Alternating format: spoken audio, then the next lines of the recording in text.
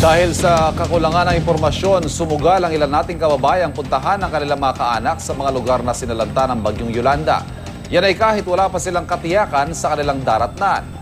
Narito ang report ni Cedric Castillo.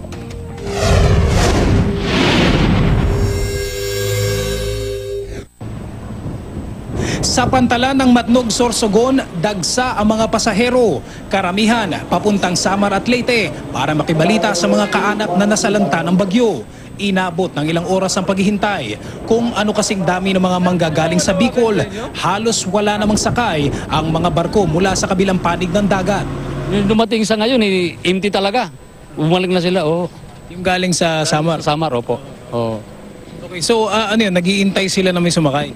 Opo, sana doon. Wala namang bubiyahin manggagaling po ng kung saan sa Samar, gawa na itong nga naapektuhan ng bagyo. Kaya ang ilang pasahero nanghihinayang sa oras. Matagal.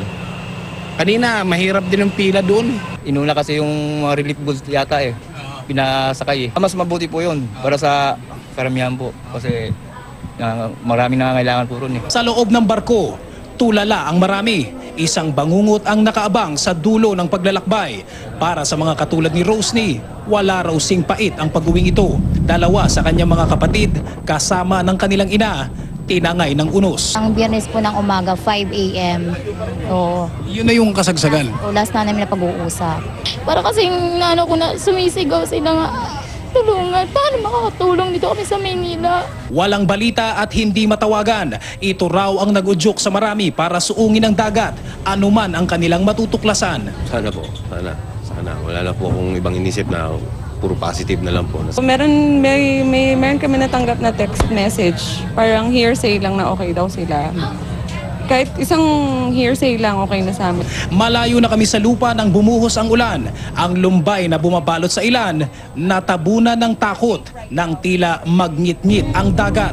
Ito na ang sumunod na nangyari.